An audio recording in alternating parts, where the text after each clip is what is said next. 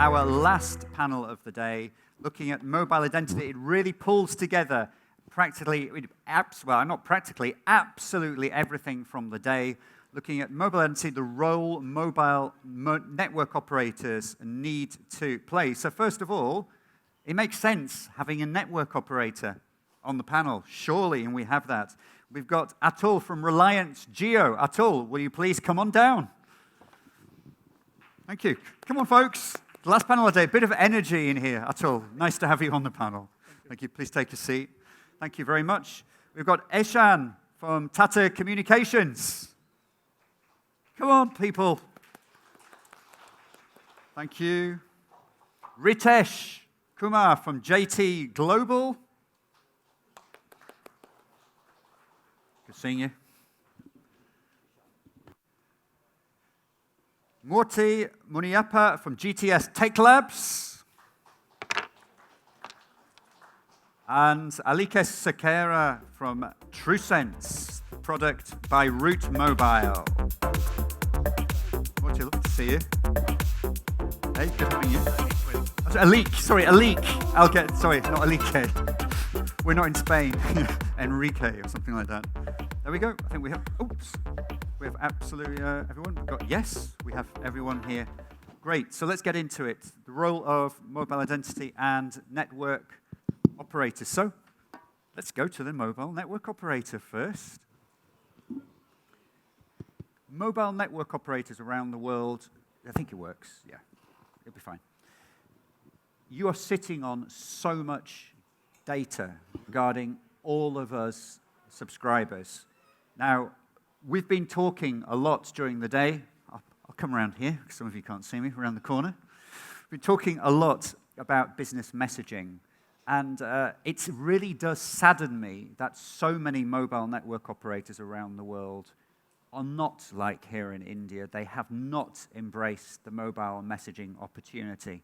And on the one hand, it's kind of easy to understand because mobile messaging, even for the largest of mobile network operator groups, is no more than 2% of their revenue. So it's kind of easy to understand why it might not have the attention it justly deserves. But for years, there has been this real opportunity for mobile network operators, in particular, because of that data I'm talking about. So in terms of mobile identity here in India, what have you as an operator been doing to leverage this opportunity of this wealth of information you have about your subscribers? What are you doing with that? Good question. Long and good question. Sorry. You're right. I think as a telco, we have data for our users, and we have not been leveraging it. And we are continuing with, I would say, the old models for a very long time. The good part is, yes, there is a focus now towards, I would say, improved solution. And one of the solutions we have implemented is what we call as silent mobile verification. The way it works is, it's beyond the OTP experience we have spoken so far during the day today. So a user is just supposed to punch in a mobile number, and the enterprise can onboard the user or can authenticate the user depending on the use case they have. So this is just a building block to start with. And in future, what we plan to do is we plan to leverage this, this whole implementation to support cases like SIM swap, account takeover, and even there are cases where we might, help the enterprises in terms of verifying the personal details of the user. So if I talk about a micro lending app, and they just want to quickly verify whether the details given by the users are correct or not, we can help with that as well. So there are plenty of opportunities, provided we have the necessary approvals from regulators. Why is it only now that mobile operators are really seizing this opportunity for mobile identity? Why hasn't this been done for many years before? Is it because it just hasn't been seen as a core business, like business messaging? It's not really core business for them? I think there are multiple factors. One of them definitely is the ambiguity around regulations. And since we all know what is happening around the globe, in particular European Union with GDPR, there are a lot of assumptions which may not be valid, right? So though we know the new PDP bill is going to be released soon this year, but just because we don't have clarity, there are assumptions that we cannot share data even if we go ahead with explicit consent. So the way we are going about this whole implementation is we are taking care of all these possibilities, I would say, in terms of capturing the consent, capturing explicit consent, and going back to the session we were having in the first half today, we were talking about two stakeholders in the PDP bill, the data principal, the end user, and the data fiduciary, like the operators here. So we are going to give complete control to the data principal. He or she will decide what can be shared when. So self-sovereign identity, is that ultimately deciding, self-sovereign identity, ultimately the subscriber deciding? So complete visibility, complete control with the data principal. Now, Alik, Root Mobile, so obviously India, but global. You recently launched your TrueSense product. You brought in David Vigar to head up the division. So many of us have known David across Google and other organizations in the past. What are you doing? So this whole topic of regulation was brought up, and I've got personal experience, I'm sure we all have in the room, of data privacy being brought up, and no, we can't do this because of data privacy. What are you doing as an organization, TrueSense, Root Mobile, educating mobile operators and the wider community that actually you can do a lot, you can leverage that data, and it's within the law? Yeah, hi, good afternoon to all. So TrueSense actually is a new entity within Root. It's not a product. Okay. And within TrueSense, we've got a portfolio of products covering user identity, user authentication, and risk assessment. So on user authentication, we definitely work with telcos like Jio, not just India, but across the world. One of their products is silent mobile verification. We, however, and to your point, we've been working closely with the operators, trying to help them understand the use cases that are prevalent in other markets like the UK, Americas, Latin America. Of course, there are challenges in terms of user privacy. But then, and I understand that there's a data protection bill coming up, but if you look at GDPR, for example, right, you have two lawful bases. One of them is legitimate interest, and one of them is consent. So there's a lot of data that operators can monetize based on consent. That could be verifying your first name, your last name, your marital status, your age, etc. There are other data points, like whether your call is on unconditional forward, or whether you're busy on a call at a given point in time, or your SIM has swapped, which can be checked without consent because you're actually attempting to prevent some fraudulent activity. So there are ways around this, and I was speaking to the GSMA people. I think this was in MWC Barcelona. And they happened to mention that there are literally 65 data points that an operator can easily monetize. So we have 1.4 billion people. There are a lot of challenges with the organization, so many data points. There's a huge universe to be monetized here. I think, I personally know that this whole area of mobile identity is not new. And in fact, we have a representative for one of the companies who was one of the first companies in the world to actually leverage that, and that's JT Global. And I know that because in my previous life, I worked for myself, and my first ever customer as my own was JT Global. And this is the exact project I worked on. And I know how hard it was to actually talk to the mobile operators in the UK. It took over a year and a half to get that first deal across the line. And that was 10 years ago. So I think it was an idea well ahead of its time, but it just took time to get there. Can I just ask you, JT Global, what's going on in the world of mobile identity with your company now, and what have you been doing? Because I know you've been active in it for 10 years now. You're right. I mean, as you know that, if you have police, you still have crime. So I know that all the telecom companies are trying to protect their data and try to protect their, customers from fraud and everything else. but still, I would suggest that it is really tough to work on it and try to fix it. Even JT also have their own product called FPS, and we are working really very closely with that product and will try to working closely with the banking and other sectors to protect the customers so that we can avoid the fraud and other activities for those customers. It is something which is like an ongoing process. It's not something that you created something and it will work for all time. You have to work on it on regular basis. Every time you face a new challenge or a new thing, and then you start working on it. So in JT, like our priority is to find out something so that we can connect with the customers or with the companies closely so that they can make sure that whatever is going to the customers, it is secure and it is for their safer, it is for their safety. That's what right now you can say that JT is working on. Okay. James, Go if ahead. I may. Please. I was Please just not. going to- Well, I hadn't left you out or Morty, but we're coming. I just wanted to continue the point which Alik mentioned, that there are many data protection laws which are coming in.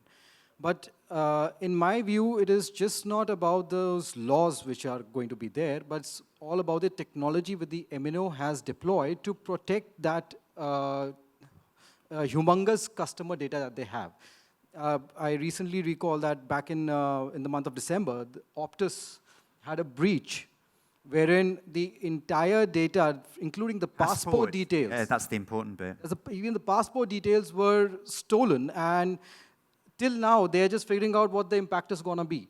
So it's the DDoS attacks, those technology, and it was also said that the breach was taken from outside the country, sitting inside the country. So we need to also concentrate on the technology which will protect such data. And we as an industry are not immune either. We all know of a real example close to one of us where that happened as well. That was, yes, please. I think this will partially answer your previous question as well. So the reason why telcos have not done it to a good extent is, first of all, it's highly regulated industry. Whichever country you look at, the telcos always have very strict regulations.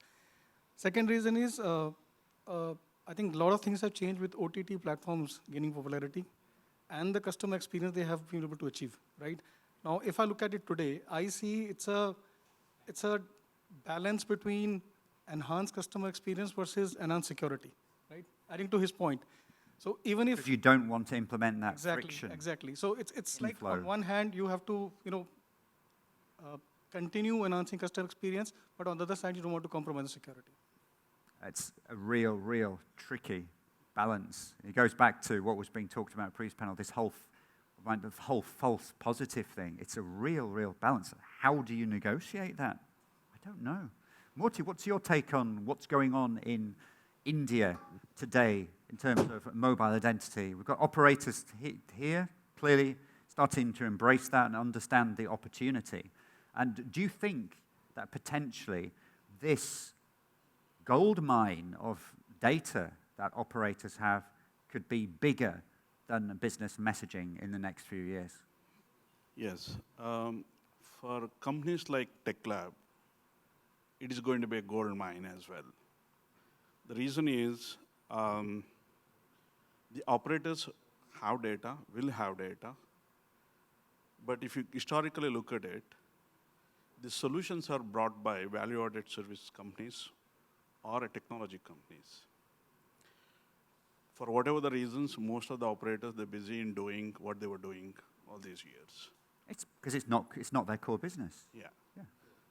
But, unfortunately, they're not doing much. But it's a companies like ours who's going to take the benefit of it, help operators, help consumers, help enterprises. If you look at Facebook, fantastically capitalized the data.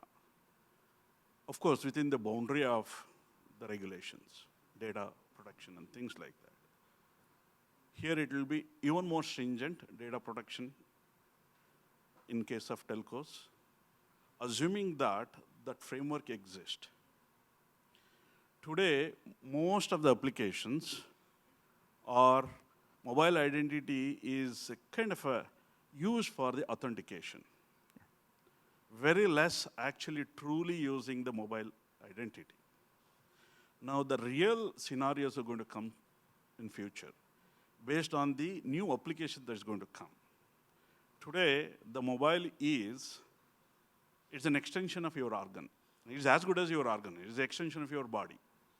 And we assume that authentication is provided by the same person, meaning like, is the same identity. Tomorrow, it is not going to be the same. The moment you bring in one person, multiple SIMs, one person, multiple equipments. Example, take a case of IoT. Or imagine a scenario where today, when an OTP comes, application assumes that you're authorizing and you are the same identity. But tomorrow, it may not be the case. Like example, I have a car, but my driver is riding it. But the vehicle is mine. Is the identity and the authorization is going to be done by the same? No, authorization there is going to be done by the driver, but identity is me who is sitting somewhere else, right? So today, the authorization and identity is taken as a single right now because of the complexity or less. But if I have to move forward, myself for 5 years, complexities of applications is going to be unbelievably complex. And then that is when the real usage of this identity comes into the picture, beyond authorization. It's a very, very good point, because you've got the issue at the moment where if I travel abroad and I'm here in India, I can have an HR lookup done on me to see, yes, depending on the regulations, it could be returned, yes, James is roaming or James is in India. Right. No problem. But what happens if I leave my phone at home, or you have situations in the IoT world when you have the fixed roaming scenarios as well? So that was really interesting at the start of that. That can create real issues and can be very, very challenging. It's a challenging. That's where technology houses has to come up with a solution, which eventually we would.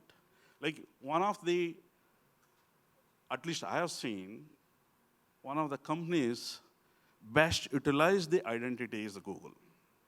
Today, if I had to access some application of theirs in some other platform, it reaches out to your mobile where you acknowledge.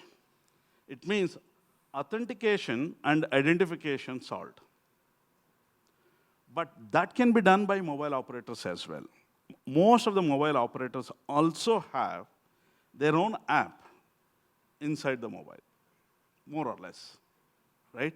Now, how can we take the benefit of that? I'm not going to explain how I'm going to do it, because Tech Lab is going to do that. That's an IP. Right? So, but yes, there is a provision. There is a role that can be played by the mobile operators as well.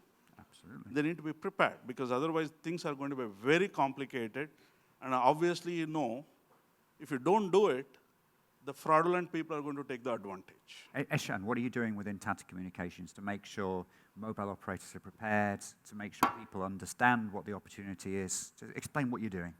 Correct. So James, we do have, we are building on a tool which will help the enterprises have a judicious data which will enable them to reach to the brands better. What is happening right now is that, unfortunately or fortunately, in the Indian market, to gain the trust from the customers is getting a little challenging part, because of a lot many financial breaches which are happening, because of a lot of fraudulent activities which are happening. A single incident can take you back 10 steps. So that is something which Tata Communication is working towards, but I would like to also add upon that within Indian setup, the psychological trust is one wherein India is facing a lot of challenge. Say, for example, if I talk about your country, one fraudulent SMS, and the company is going to be sued whatsoever. But then over here, the things are taking a bit longer time, because of which the perception or the experience which the customer, the end subscriber is having, is becoming a little, is becoming a roadblock. So be it psychological trust, be it demographic trust. Half of the people are educated, but half of the people are not educated. So that is again, bridging the gap longer. There can be age factors as well. My father today, he still has challenges using money because of the one or two incidences he might have heard. So this is where Tata Communication is trying to build its tool, wherein we can be of more help to the enterprises and the customers. Okay, thank you. And Ritesh, education is really, really important. And this whole topic of mobile identity rolls in authentication, it rolls in security, it rolls in trust for consumers and everything like that. What do you think all of you in India can do to restore or establish or teach this trust, that actually you can trust this application or you can trust this company? How do you go about doing that? What are you doing here in India to do that? Basically, because I'm working for JT, so I can tell you what JT is doing for UK and Jersey customers. But there we go, perfect. Yeah, You're an because, international flavor. Yeah, you know that, now these days, we are very strict in terms of, sending the SMS to the customers. So first we do the SID whitelist, we see the content, what type of content is going through us to the customers. So now these days, we are not directly allow the enterprises customers or the, wholesale traffic terminate to the customers. We have a, you can say that, we have a thresholds already what we have already set up so that whatever the traffic they are sending us, we try to first check it that whether it is what is supposed to be, we should send to the customers or we should block it before it go and try to hit the customers. So that is what we are doing there. In India also, I think all the operators are doing it. And the priority is, in India it is tough because in India you are getting 20, 30 SMS every day. So somehow the rules and regulations are not as good as in UK or in Jersey. And that is why, the fraud activities are more in India compared to... And do you know what, that's a very good point you raise about how many messages the average Indian citizen receives, because I've kept talking about for years how nice it would be if more businesses started to use messaging. And people said, but James, that's happening in India. And I know that MEF members have been telling me that lots of people feel spammed by WhatsApp. And it's not spam by WhatsApp, it's legitimate businesses that they've signed up to receive content from, but they're just so many businesses are engaging with them or might be sending a message a day. It all heaps up and it appears very, very spammy and it loses people's trust. So this volume and how we go about establishing their identity, whether it's through a one-time password via SMS or A2P flash, or is it passkey, APIs and things like that, is really, really important. And the least friction possible for your customers at the end of the day surely has to be a benefit. So could just come back to, sorry. One more point that, I would like to emphasize that, about the Indian setup especially. There has been a lot of emphasis on the 5G rollout. And India is one of the fastest moving players or rather country to roll out 5G services. Now, that has a direct impact on the B2B segment. There are a lot of IoT services which are being relied totally on these 5G services. There are smart healthcare, there's smart ambulances, there's smart education.